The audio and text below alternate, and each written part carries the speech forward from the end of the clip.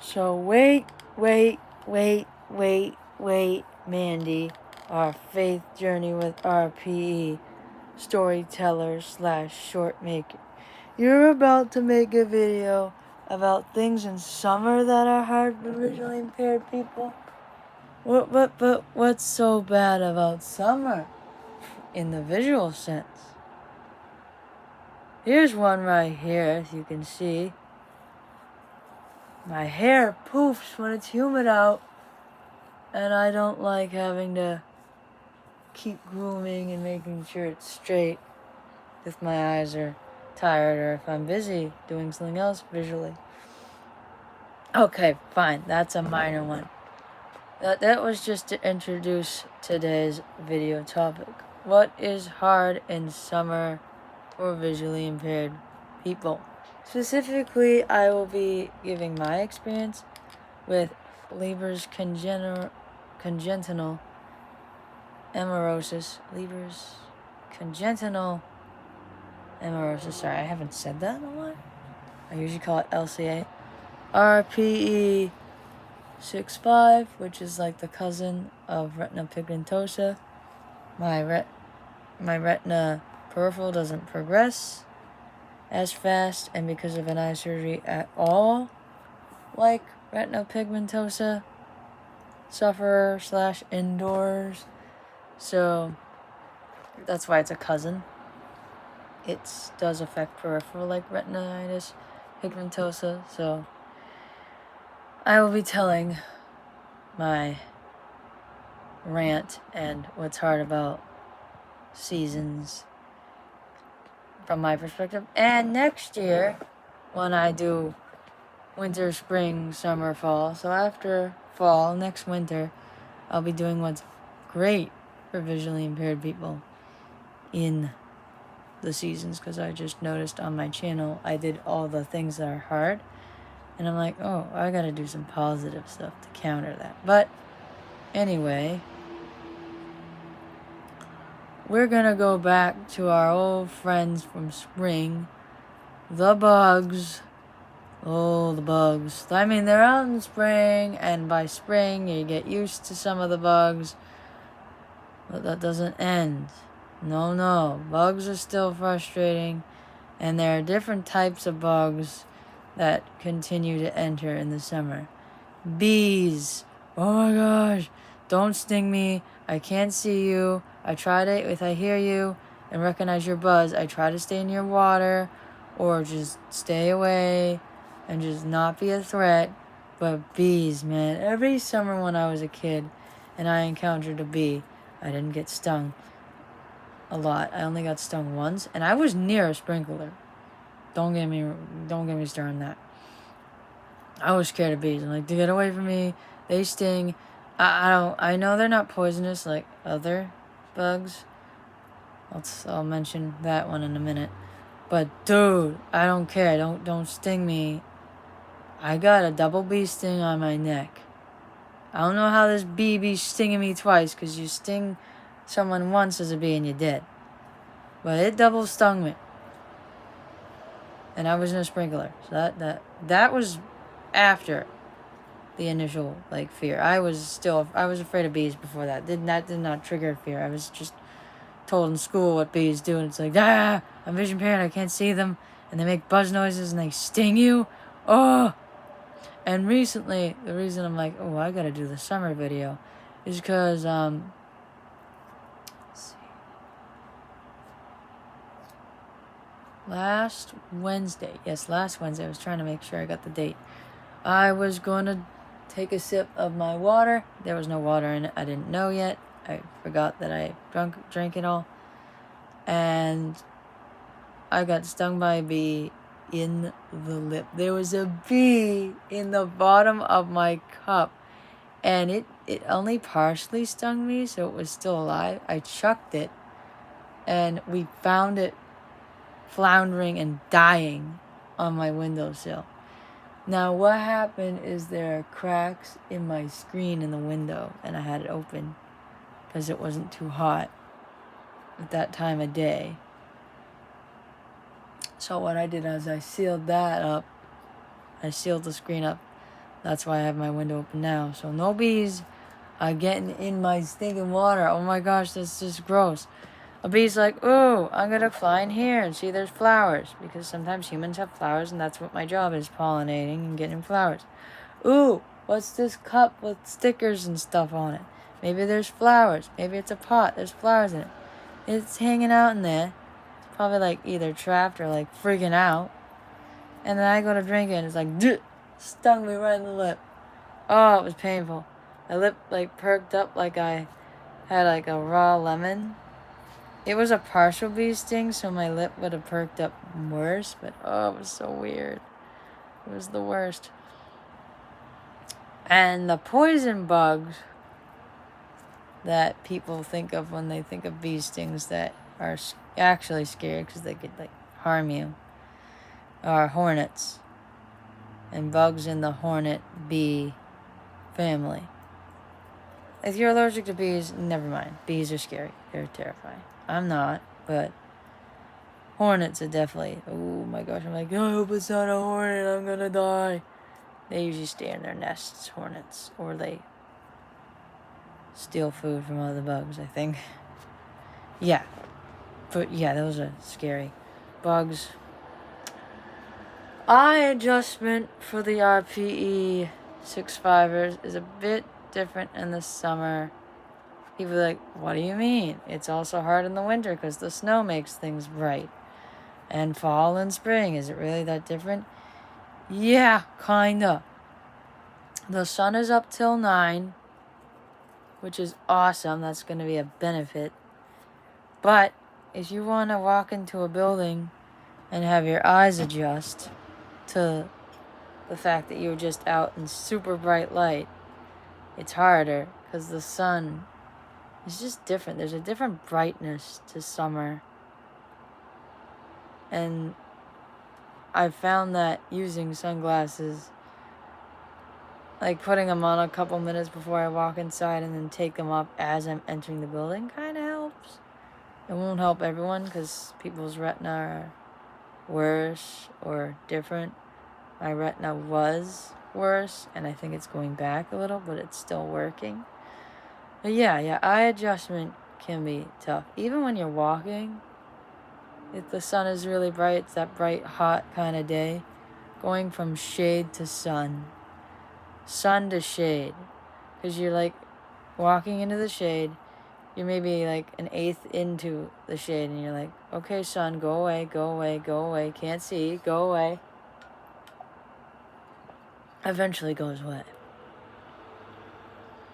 And even at the beach, it's like, do I want my sunglasses on or off? Because it's so bright at the beach, it's like I can't see because I'm a little light sensitive. Then I put my sunglasses on. Up, those are the really dim lenses. I gotta get mine instead of my parents, because people with normal vision sometimes get dimmer tinted lenses on their sunglasses, or they buy sunglasses. I mean, they buy sunglasses that are dimmer. You can buy them in different colors. It's like, no, too dark. Hard things about summer is a little different than spring and winter in the sense that I'm trying to think of a few more things. The bugs, definitely. The light, I guess another hard one if you live in more of a rural neighborhood or you live in just an urban, suburban neighborhood, is when people wash their cars and there's slippery water everywhere. It's not quite like puddles. You step in it, ew, your shoes wet, your socks wet. It can happen if you're in a neighborhood that has a lot of cracks, crevasses, and potholes, all the water from someone washing their cars in there. But if you have a sidewalk, that would be a good solution. Even then, there might be puddles. So puddles are annoying. And again, it's like, if enough of the ground is wet and shiny, the RPer might not be able to tell the difference between a wet ground and puddle, because it blends in. It looks similar, especially like rain in the summer. like rain in the spring. If it's gray sky out and the ground is all wet and there's puddles, sometimes the gray hue and the shadows and shading of the trees and other objects make it hard. Is that a puddle? Or is that just really wet ground? And then there's something about the difference between the dry turf and the slippery, wet turf of someone washing their car. So when someone washes their car, not every spot of the road is going to be soaked like rain. You gotta be careful because sometimes if they just wash their car, it's more slippery. And this can be risky for everyone, but just because of the visual impairment, not being able to see as much, register as much visual detail, the sheeny difference between a puddle and just the wet ground, then the dry ground, what just dried versus what is wet and slippery, those dynamics can be a little tough. Not really, really hard, like bugs buzzing near you that you can't see and it kind of freaks you out. It's a thing other visually impaired people share it, dude. Trust me. Not want to get stung by bees and kind of like taking that to a more extreme because you can't see them coming as much as sighted people. Sighted people be afraid of bees too sometimes, so I get it. This is a little different in the sense that it's not hard. It's not as scary as flying bugs and eye adjustment. It's something that other people can struggle with too. It's just there's visual dynamics that make it a little hard. I don't know. Let's see what else is there. Not everyone can relate to cookouts and trying to roast hot dogs, chicken, wiener dog, sausages, or marshmallows. Marshmallows is the one I would think of. But if you have visual impairment where you are peripheral, center vision, and depth perception are affected, it's hard to determine whether you're holding it too close, too far, except if you touch it or you see it light on fire. But if you do have a cookout at night, sometimes it's like, is that the marshmallow? Or the fire sparking? Am I too close? Am I too far? Am I even over the fire, even though to me it looks like I am? Am I too far past the fire? Do I want it that low because I like my marshmallow to cook slower or less overdone? Do I want it really low so it's brown, not quite charred? That would be for meat. Meat, I think, is more of an urgency because, we can have raw marshmallows, but raw meat, yeah, but you don't want to burn it. You don't want to overcook, undercook, light it on fire, have it still be pink. Meat. Marshmallows, I don't want to burn them because I don't want to waste them. Because once I charred one, I made it black. The middle dried up and was gone.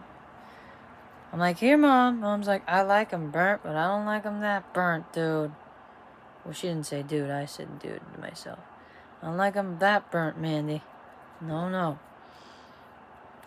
This isn't like a horrible or like fully 100% relatable event in the summer that happens to everyone. But if you like recreational fun as a visual impaired person, it may be something in the summer that would be a little hard because it's like, I kind of want to do this by myself. I want to be able to roast weenies or marshmallows or chicken kebabs or any kebabs. Most cookouts end up being during the day, again, because the sun's up till like 9. Sometimes bonfires are at night. Gets determined whether or not you personally want to be able to deal with that. But yeah, that's one I just thought of. Other things in the summer. See, summer is not as extreme as winter, because winter has snow, ice, black ice, the rock salt. There's other things that can be tricky and things to trip on. I guess, in a sense, the extreme heat or humidity can be a differently harder for visual impaired people, or just hard in a different way. Because if you're hot and you're sweating and your hair, if you have a lot of hair, poofing out, and you're doing a lot of tasks that you want to get done and they're just harder because it's hot, and or your visual fatigue's kicking in, all that sensory input at once can really get you, trigger either anger, sadness, anxiousness, just unmotivated depressiveness.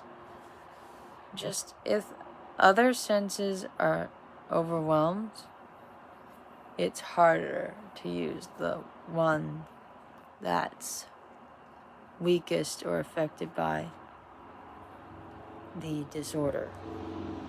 Like, I will talk about how when I walk in my church sanctuary, the music is very loud and it's very dim in there. I can't see because I can't hear. There's so much noise being placed into my ears. My ears are taking that in as input. With the dimness, the lights moving around, people still taking their seats.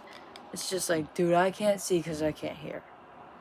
The screen and the lights on stage are bright enough for me to just navigate to a seat.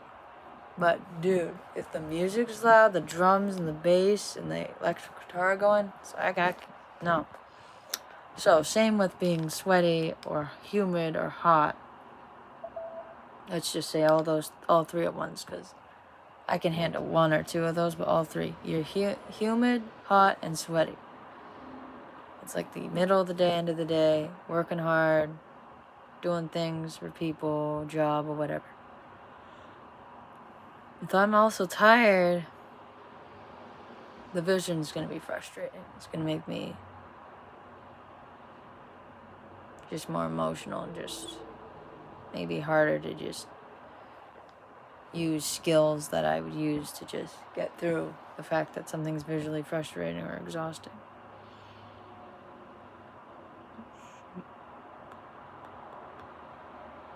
Hard things about summer. I could do separate topics, like hard things about the beach, hard things about a park, hard things about places you go in the summer, like tripping on rocks if you go hiking, if you like hiking, or you just want to walk a basic path in the park and it's not pavement or the upkeep's just a little off. Going to the beach, if you have sensory issues with the visual impairment makes you more sensitive. Or number 3, you're just a highly sensitive person. Dry seaweed, wet seaweed, gross. Visual impairment wise, you could trip on it. Seashells, small, big, pointy, smooth, gross. You can trip on them. They feel weird on your feet. Really small pebbles, medium pebbles, big rocks. And I don't like stepping on those. It feels weird. And you could trip on them. If you go far enough into the water, if you're a beach swimmer, like fish, jellyfish, other critters, crabs, like if you don't see them coming, or they're small, they're sneaky, you can't see in the water. Not a lot of people can, because, modern day pollution. Pollution sucks. Some people can see down into water better because they have normal vision. It's like, oh my god, I can't see the critter swimming at me. I think I almost got pinched by a crab. Almost. I saw it pop up. I'm like, oh my gosh, no thanks. And just like in parks and at the beach, it's the poop from birds or animals blends in. You don't want to step on that, even with shoes, because it's like, You can feel it. You can feel the... yeah. So I could do separate videos on those. I might do a compare-contrast to the good things for visually impaired people and the hard things. I wouldn't say bad things. I just say hard things. So by extension, those are some of the more basic hard things about summer visually impaired people. There's actually not a lot more to me. Just throughout the entire year, just the hour changes, when it's light out, when it's dark out, how that affects the vision and the melatonin and the dopamine and vitamin D, your responses to the sun. Darker out makes you want more light. Lighter out makes it hard to adjust to a dimmer building. You know, the costs and benefits. Well, just the costs of the good things. Summer can be really great. I love it being bright out, and there's a lot of feel to summer I like, though gotta acknowledge when there's some hard things. Anyway, that's it for now.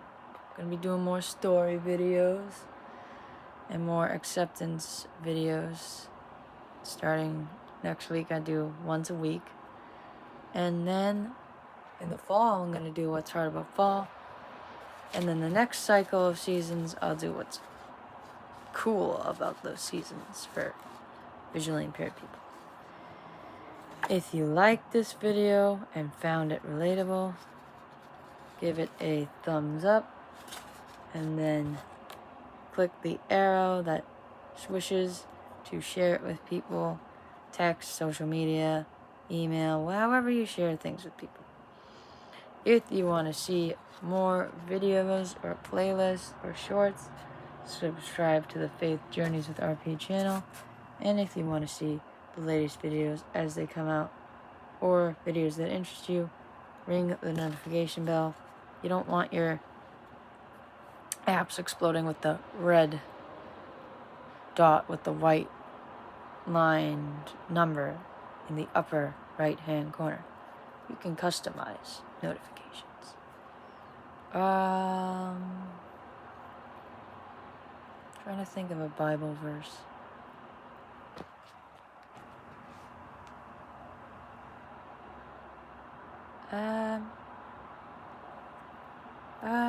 I would recommend Matthew 6.